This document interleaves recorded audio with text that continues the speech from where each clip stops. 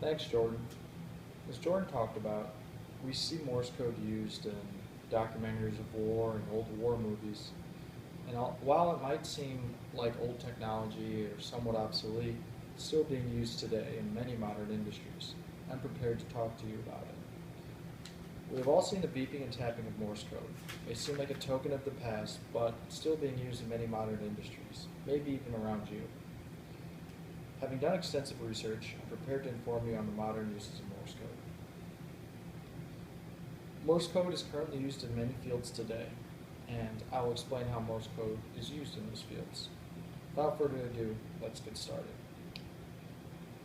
Morse code is used by many industries, such as the military and the aviation fields, but and it's still even used by amateur radio enthusiasts. Morse code is still being taught and trained to members of the Air Force and the Navy, specifically for uses during radio silence, which is when all radio communication is cut off to prevent sabotage and counterintelligence measures from the enemy or in a war zone. According to an article published by About Aviation, aircraft uses radio navigation, which is when a beacon placed somewhere will continually emit an electrical signal in all directions. To confirm that the beacon is operational is indeed working, an often three-letter code is sent with Morse code to the airplane. And when the pilot receives this, they can confirm the location of the beacon and the direction they're currently heading in. Morse code is currently being used avidly by amateur radio enthusiasts such as ham operators. Until 2003, the Telecommunication Union that mandated the licensing of amateur radio enthusiasts made it a mandatory statute to be able to use Morse code.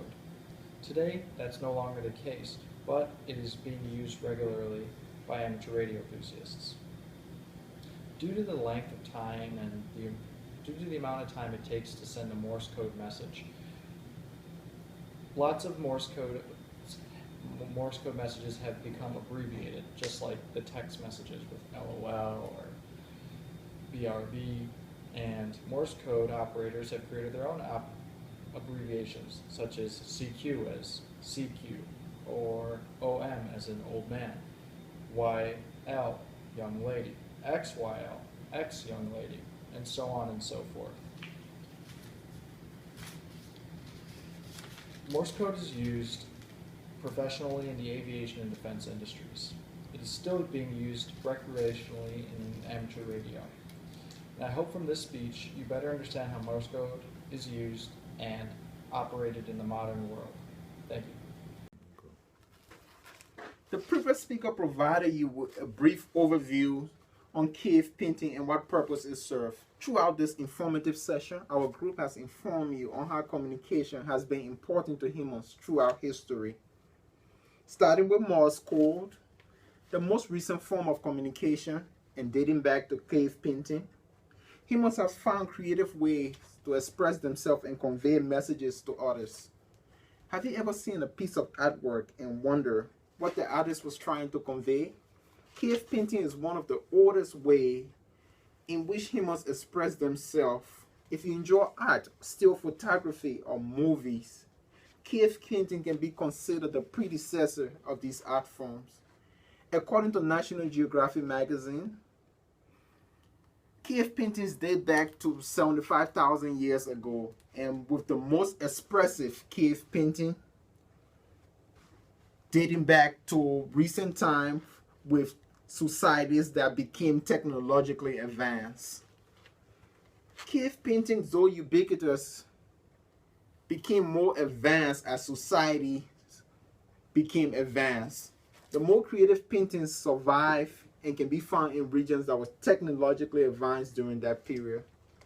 I would first like to inform you on the prevalence of cave paintings and then delve into where cave paintings can be found.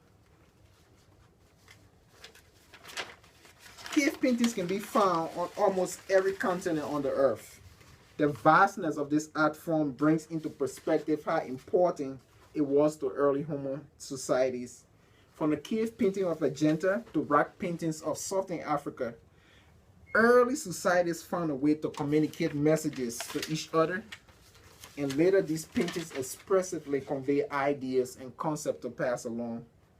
Some archaeologists believe that cave paintings were prayer rituals by local shamans offered to the deity to bring about rain or good fortune. Now that you have gained an understanding of how vast cave paintings were, we will take a look at where the most beautiful cave paintings in the world can be found. Some of the most beautiful cave paintings can be found in India, Southern Africa, and France. The Cave of Ajanta, located in India, is a group of caves that were previously Buddhist temples, and they have some of the most beautiful paintings when it comes to cave painting. Those caves have art forms that depicted animals and people in various stages of life. Cave paintings found in Southern Africa depicted the hunt and herdsmen who were nomadic and went about hunting. The Locales Cave is a group of caves in southwestern France famous for its cave painting. These caves are by far one of the closest forms of modern art depicted in a cave. They have been marveled at because of how much detail the work is and how vividly colors were used to convey the ideas. To review, cave paintings, he must have found creative ways to express themselves and convey messages to others. Some of the most beautiful paintings can be found in the Temple of Ajanta in India, Southern Africa, and in France. These cave paintings depict life forms, objects, and everyday tasks during that period. Archaeologists regard them as earlier form of communication between members of Asian society. Now that I'm done with cave painting, I will let Barnabas come on and explain to you the history of smoke. Today we have looked at a number of different methods of communication: Morse code, smoke signals, and cave paintings. Were utilized for many different reasons. If you forget everything about this speech, remember that Morse code was a primary mode of communication during World War II. It could be attributed to help winning the war. Cave paintings gave us a glimpse into the life of people centuries ago. And smoke signals helped people like Lewis and Clark communicate across vast distances. Our methods of communication are attributed to our society and the technology available. In some senses, it can be said that our method of communication says a lot about us.